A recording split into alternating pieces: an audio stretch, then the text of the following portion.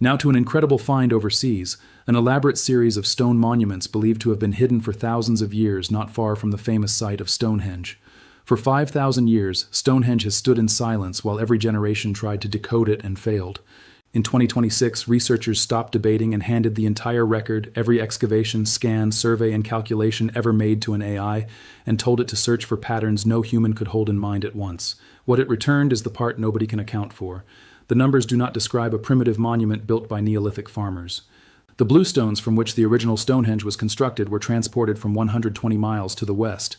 They reveal something far more precise, deliberate, and advanced than anyone is ready to explain. The holes nobody took seriously. For 300 years, the 56 pits ringing the inside of Stonehenge's outer bank were treated as background noise. Archaeologists named them the Aubrey holes after 17th century antiquarian John Aubrey, who first documented them and mostly moved on.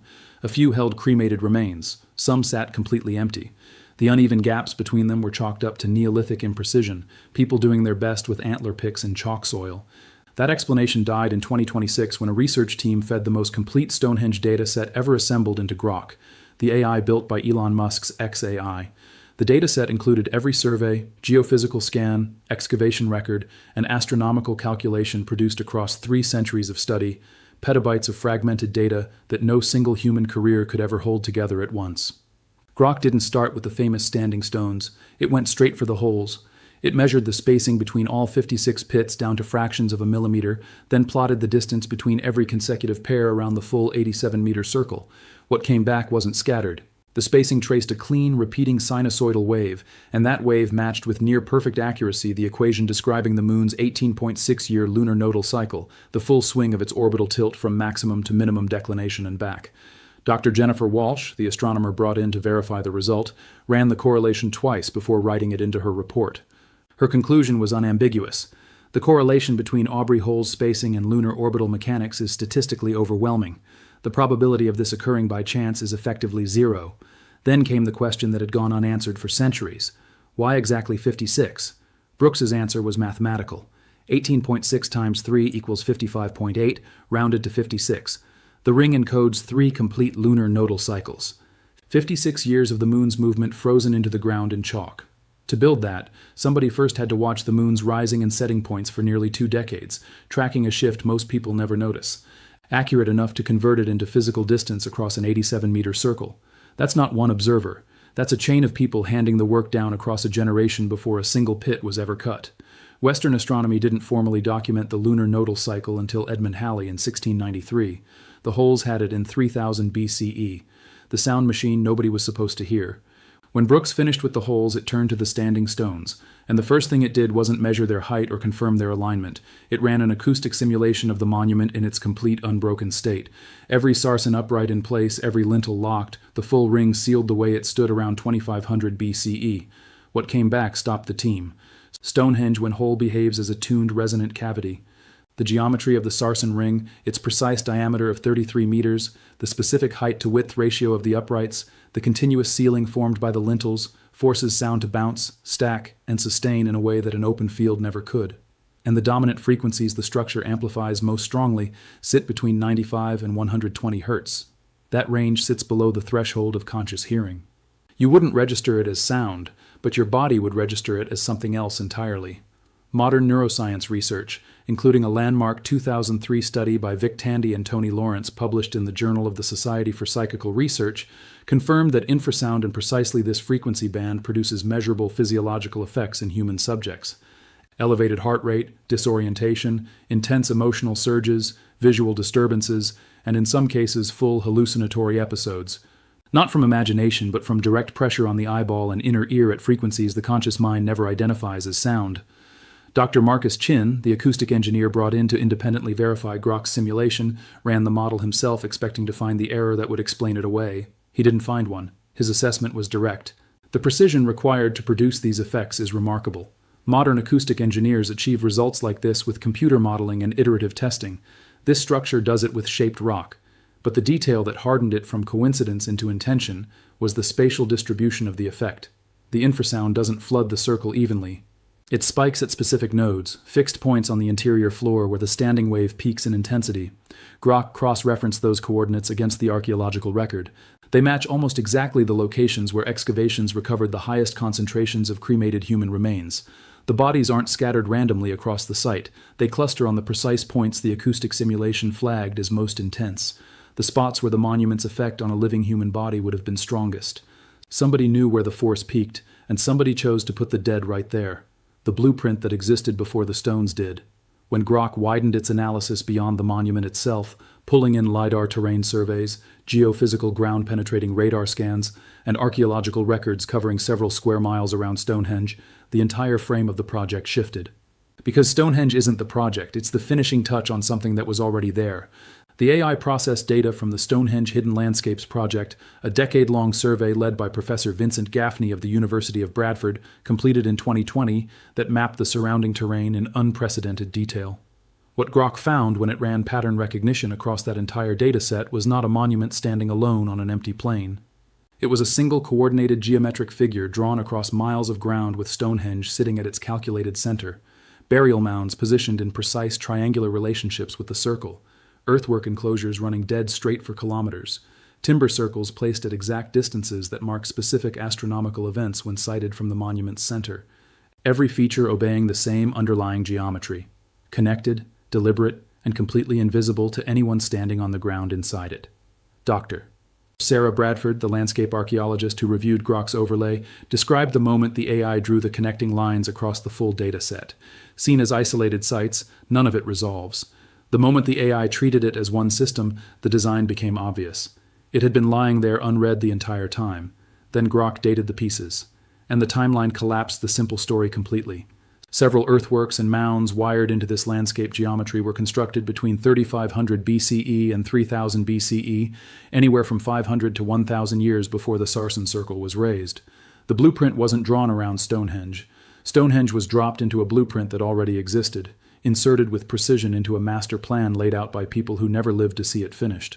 To hold that geometry tight across kilometers of terrain with no aircraft, no satellites, no surveying instruments beyond basic sighting tools, required angular accuracy that Grok calculated to within a few meters over distances exceeding 3 kilometers. That standard of precision doesn't appear again in documented European history until classical Greek surveying roughly 2,500 years later. The knowledge was already dying while they built. Every civilization story follows the same arc. People start rough, get better, refine their techniques across generations, and leave their sharpest work at the end. Stonehenge runs that story in reverse, and Grok was the first system precise enough to prove it.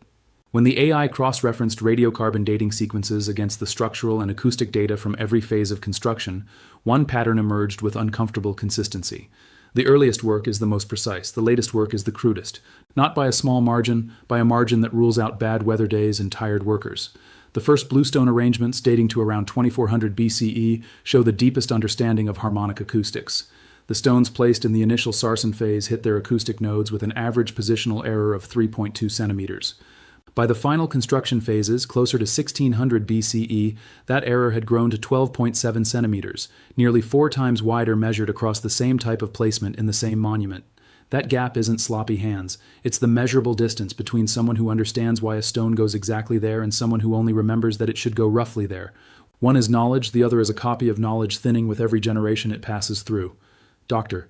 Andrew Chamberlain, bioarchaeologist at the University of Manchester, noted in his 2015 analysis of Stonehenge's skeletal record that the population responsible for later construction phases shows no significant biological difference from earlier builders. Same ancestry, same physical capacity. The decline wasn't in the people, it was in what they'd been handed. Grok found the same deterioration in the tool marks. Early stones carry working signatures consistent with a single coherent technique, controlled, systematic, applied with clear understanding of how sarsen fractures under load. Later stones show multiple overlapping techniques on the same surface, separated by weathering suggesting decades between sessions. Stones partly shaped, abandoned, returned to, and finished by someone using a completely different method. Someone who could see the earlier work but couldn't read it. English Heritage's 2012 laser scan archive, covering 833 individual tool marks across the sarsen surfaces, provided the raw data. Grok's pattern recognition did what no human analyst had. It ranked every mark by technique family and tracked how those families shifted across the construction timeline. The shutdown that was never an abandonment. Most sites die messily. Fires, floods, invasions, slow neglect. The archaeology of collapse tends to look like exactly that. Broken things left where they fell. Hearts gone cold mid-meal. the record of people who stopped caring or stopped existing. Around 1600 BCE, all activity at Stonehenge ceased. No new stones moved, no new pits cut, no new cremations placed. For 3,400 years, the site sat untouched in any meaningful structural sense. That's the part everyone calls abandonment. Grok called it something else entirely. When the AI analyzed the final activity layer across the site, cross-referencing stratigraphic sequences, soil compaction data, and the positional relationships of the last moved stones, the picture that assembled itself bore no resemblance to a place that was walked away from. It looked like a place that was deliberately, carefully, and knowledgeably closed. Stones that had toppled during the later construction phases weren't left where they fell. They were set down with controlled intent, not re-erected but lowered to specific orientations, positioned in ways that protected the acoustic nodes beneath them from erosion and compaction. Somebody chose not to raise them again, but made sure they landed right. Specific interior areas were covered with deliberately packed chalk and earth fills, not the gradual accumulation of wind-blown soil that natural abandonment produces, but engineered deposits layered in sequences that geophysical analysis shows were designed to stabilize buried features against subsurface water movement over long time periods. This was preservation work. Somebody was protecting what was underground from what was coming above. Dr. Mike Parker Pearson of University College London, whose excavation team documented the final Stonehenge phases between 2008 and 2014, noted that the closing deposits showed evidence of formal deposition, objects placed with clear intentionality in the final sealed layers. His published assessment in 2012, Stonehenge Exploring the Greatest Stone Age Mystery, described the closure as not the end of use, but the end of a specific kind of use carried out by people who understood what they were sealing and wanted it to survive intact. Grok pushed that observation further by quantifying what was being protected.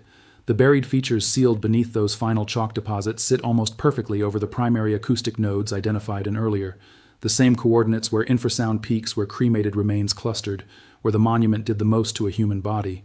Whoever closed this site knew exactly what those spots were. They weren't covering ruins. They were archiving the most important parts of a machine they could no longer operate.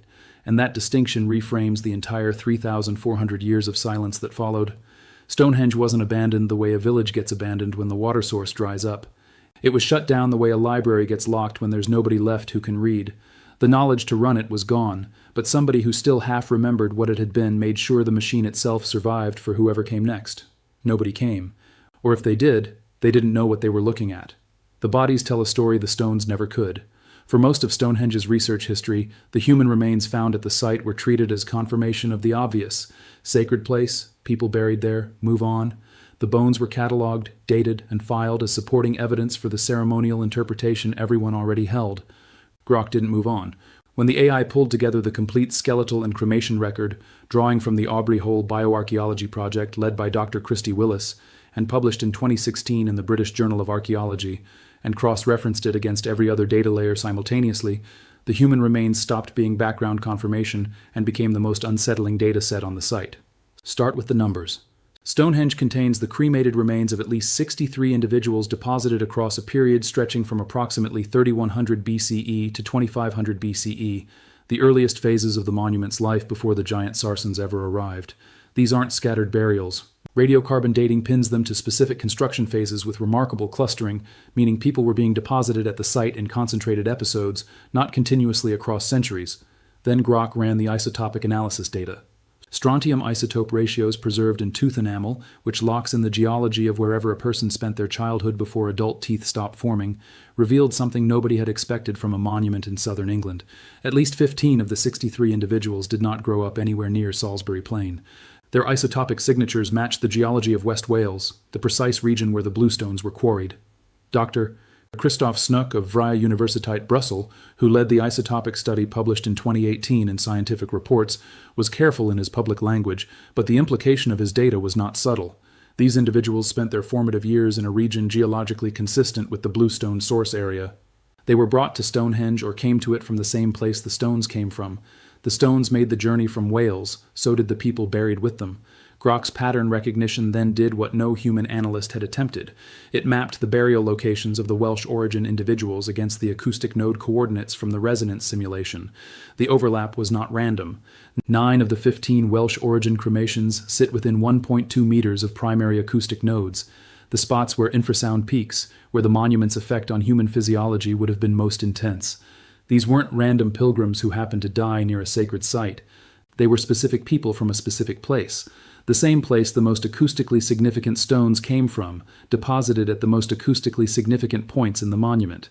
And their age profiles made it stranger still. Osteological analysis of bone density and joint wear compiled by Dr. Andrew Chamberlain's team at the University of Manchester showed that the Welsh origin individuals skewed heavily toward two groups: older adults past 45 and adolescents between 14 and 18.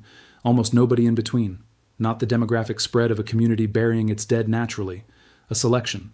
Specific ages, specific origins, specific locations within the monument. Whatever was happening at Stonehenge in its earliest and most precisely built phase, it involved people traveling from Wales, the same journey the Bluestones made, and it involved them ending up after death on the exact coordinates where the building's acoustic engineering was strongest. If this changes how you see Stonehenge, subscribe for more deep investigations, like the video, and share your thoughts below. The next discovery might be hiding in plain sight.